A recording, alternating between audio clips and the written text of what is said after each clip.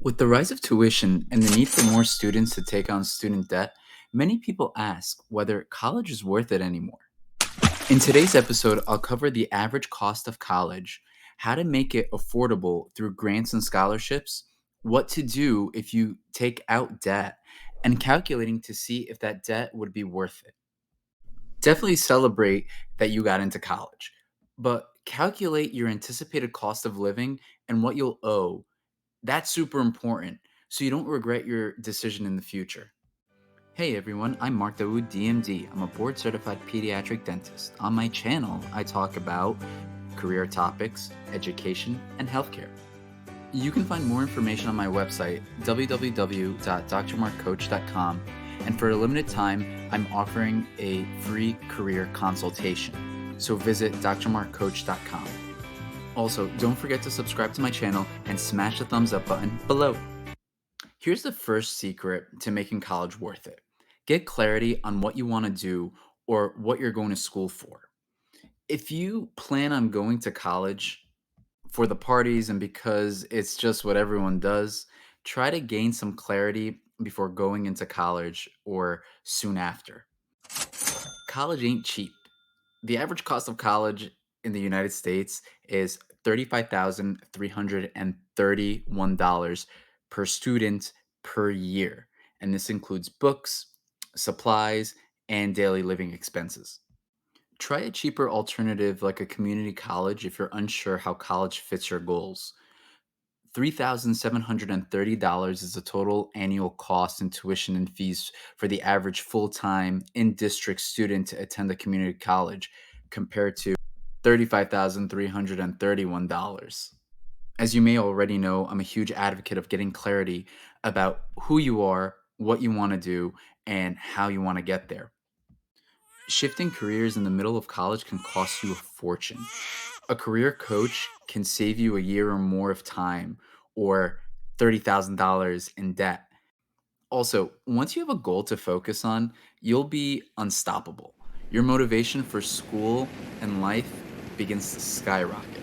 I've seen so many of my clients become unstoppable and tackle obstacles that get in the way of their dreams. How are you going to pay for this dream career? One, there is the paying in cash option where you can have a part time job and pay for school as you go. Apply for financial aid and also for scholarships and grants. When you want to attend the college, fill out the free application for federal student aid, also known as FAFSA. That's just a form that schools use to figure out how much money the school can offer your child towards attendance, plus what kinds of aid you qualify for. FAFSA is a form you or your child must complete each school year. Types of aid it covers include federal grants, work study programs, state aid, and school aid, all of which I recommend. Everyone should fill out the form because there's no income cutoff to be eligible for financial aid, so you never know how much your child could get until you send it in. FAFSA does have a deadline, and that can vary by state and school, so have your child look at the official FAFSA website to see when the form needs to be submitted. Your child can keep getting financial aid throughout college, so they should complete the form every year. If you don't get a grant, don't worry. You can contact your state grant agency for more possibilities. I'll have a link in the description below. Scholarships are usually based on GPA and community service work. So get involved in the community and help out with things you might enjoy doing. It'll help you figure out what you like and serve as hours towards that future scholarship. There are scholarship scams out there, and it's important to be able to spot those scams.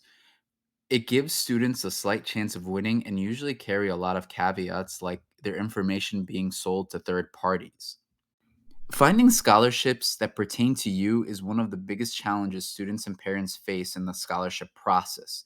To make it even more complicated, companies are now out there that put out fake scholarship applications to collect your information and sell it. Scholarships that are legitimate require essays or at least a few short answer responses. They require additional support such as transcripts, SAT or ACT scores, and recommendation letters. Most have a minimum GPA requirement, though there are some exceptions to this. And these scholarships are rewarded once or twice per year. Scholarships that are most likely scams have a 100 character or less for their essay, use sweepstakes or random selection, have zero requirements aside from entering your basic information, ask for your social security number. FAFSA, a government site, is the only legitimate site that should ask you for this. And these scam scholarships are usually rewarded weekly or monthly. I'll have a list of some websites in the description for legitimate scholarship searches. But again, please do your homework on this before putting your information to one of these scholarship sites. And finally, the big question: what are you going to make? I know money isn't everything, but if you still have to take out a loan and plan on having a family and buying things like a car and a house, your future income will most definitely play a factor in what you can afford. Let's take the average $35,000 per year of college over 4 years. You got some grants, scholarships, let's say, and now you're paying $100,000 after 4 years. On average, most borrowers are paying 5.8% as their interest rate. Some student loans will accumulate interest throughout your college career, meaning you took out $35,000 in year one. By year two, you may owe $40,000 already because some interest kicked in, even though you won't be required to pay till you're done with college. For simplicity's sake, let's say you owe $100,000 after 4 years of college, and the interest rate kicks in after you graduate. What will you then pay? How much money will you have left after paying that loan? Overall, the average starting salary for the college class of 2020 was $55,260, according to a recent report from the National Association of Colleges and Employers. In the United States, the average single worker faced a net average tax rate of 22.4% in 2020, meaning you will only take home 77.6% of your take home pay for the average graduate, which is $42,881 per year or $3,573 per month. If you owe $100,000 at the average 5.8 interest rate, to pay off your loan in 5 years, you would have to spend $1,924 per month, leaving $1,650 if you make 55K a year. To pay off your loan in 10 years, you would have to spend $1,110 per month, leaving you with $2,463. With the 15-year plan, you would spend $833 per month and you would have $2,740 left over. And for the 20-year payoff rate, you would have to spend $705 per month, leaving you with $2,868 per month. This is not meant to discourage you from going to college. College grads usually have an advantage when it comes to promotions. College can open so many opportunities and teach you so many skills and lessons that you would not get elsewhere. I personally grew the most as an individual in my college years.